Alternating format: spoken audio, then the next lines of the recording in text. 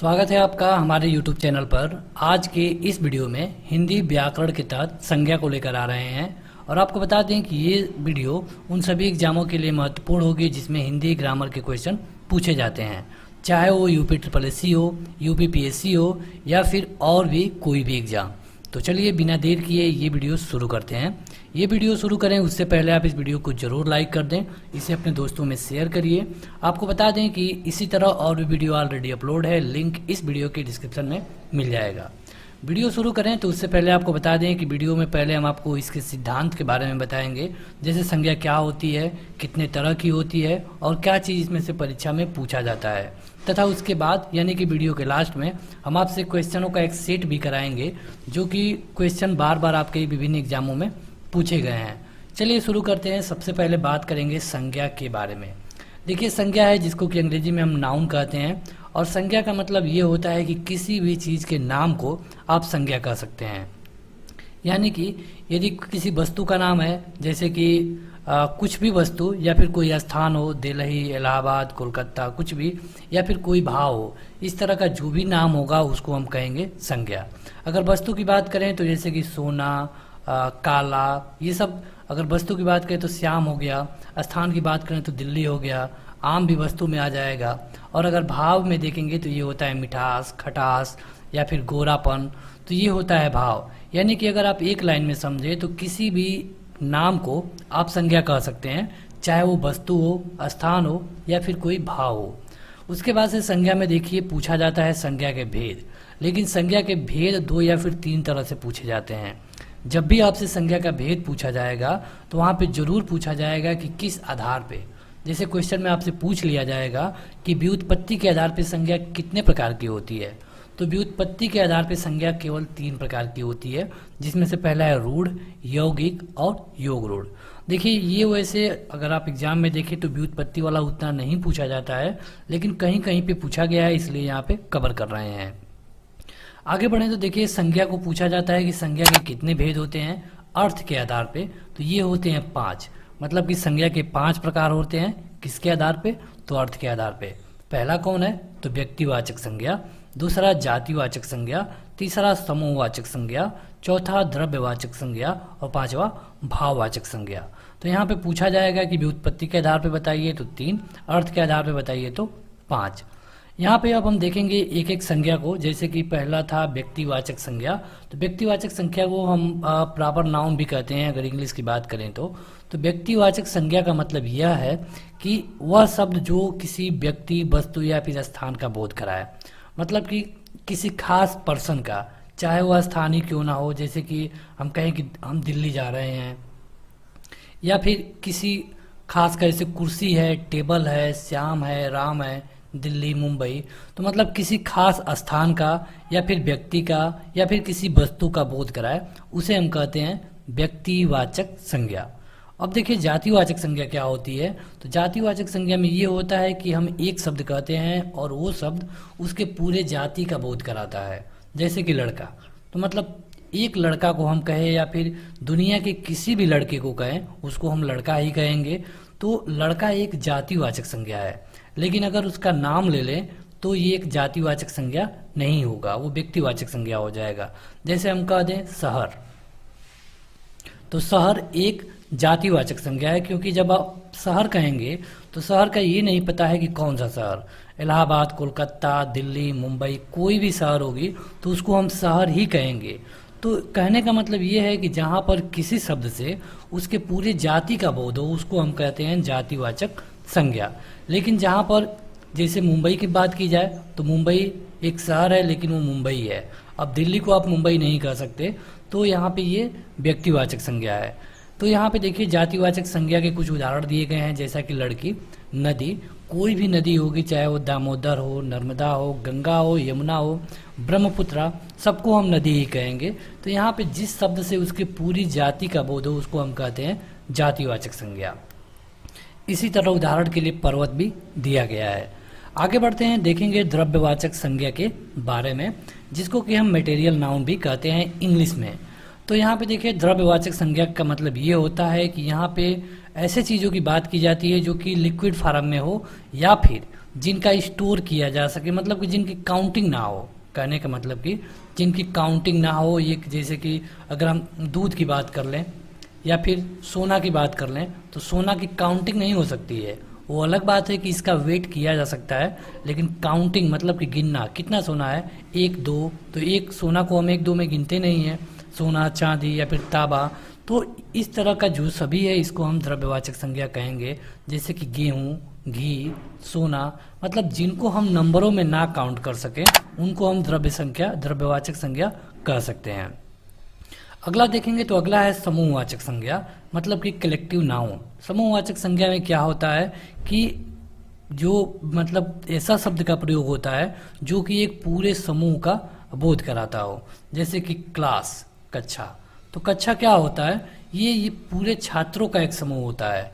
अगर हम इसी तरह बात करें आयोग, तो आयोग में क्या है, तो आयोग जरूरी है कि जब आयोग दे दिया गया तो इसमें जरूरी है कि एक से अधिक लोग होंगे, 3 हो सकते हैं, 5 हो सकते हैं। तो यहाँ पे हम आयोगों नहीं कर रहे हैं, केवल आयोग कर रहे हैं, लेकिन ये एक समूह का बोध करा रहा है। जैसे कह दिया गया सेना, तो सेना का मतलब क्या कि वहाँ पे कुछ सैनिक होंगे सेना में।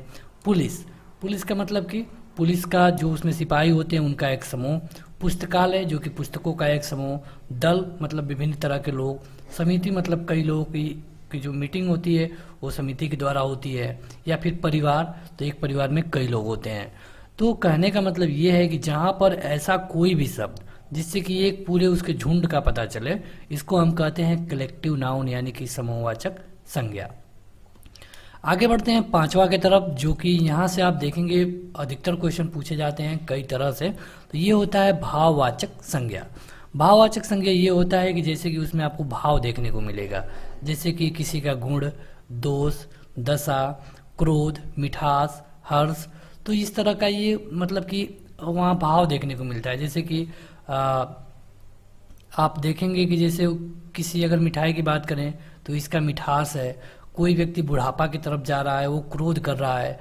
कहने का मतलब कि जो ये चीज़ है वो दिखेगी नहीं आपको, लेकिन उसका भाव केवल आपको महसूस करना होता है। जैसे कि बुढ़ापा, मिठास, क्रोध, हर्ष मतलब कि खुशी, यौवन, बालपन और मोटापा। तो ये होता है भाववाचक संज्ञा। परीक्षा में कभी कभी पूछ लिया गया है कि इनमें से कौन भाववाचक संज्ञा नहीं है, और कई ऑप्शन आपको दे दिए जाते हैं। अब आगे बढ़ते हैं। ये तो हो गई संज्ञा, लेकिन यहाँ पे क्वेश्चन कैसे पूछा जाता है ये भी आप देख लीजिए। कई बार क्वेश्चन पूछा जाता है कि इनको संज्ञा से भाववाचक बनाइए, मतलब कि एक नॉर्मल दिया गया है उसको कहेगा कि भाववाचक संज्ञा में कन्वर्ट करिए। वो किसी भी में हो सकती है, जैसे वो व्यक्तिवाचक हो सकती है, जातिवाचक हो सकती है, लेकिन आपको बदलना होगा उसको भाववाचक में।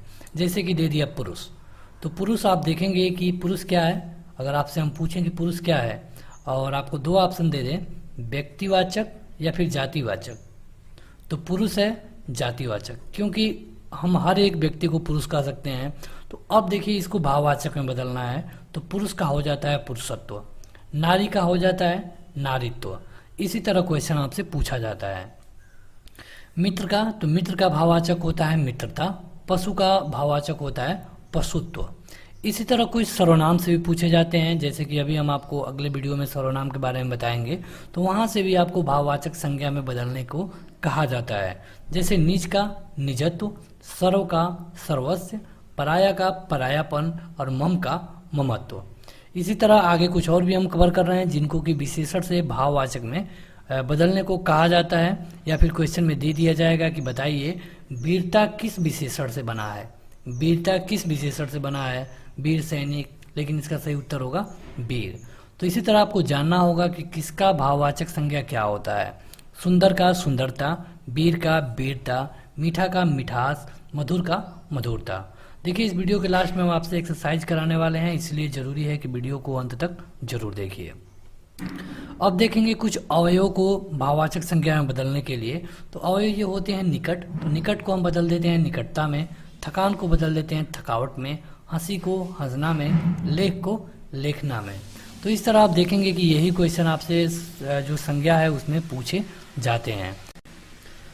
तो अब देखेंगे संज्ञा के परिचय के बारे में कि संज्ञा के बारे में क्या होता है। तो देखिए संज्ञा का अगर कहीं पर भी आप संज्ञा का परिचय दे रहे हैं तो जरूरी है कि आप सभी को अलग अलग लिखें अच्छे तरीके से, क्योंकि ये हिंदी है और यहाँ पे थोड़ी सी आपका जो लिखने का तरीका है पूरा अर्थ बदल देता है। जैसे कि एक जगह है उधरन, एक जगह है, ठीक, और यहाँ पे अगर कहा जा रहा है कि उधरन जाओ, उधरन जाओ, या फिर अगर आपको ये कह दिया जाए उधर न जाओ, उधर न जाओ, तो आप देखेंगे कि वर्ड तो सारे सेम है लेकिन अर्थ बिल्कुल बदल जा रहा है।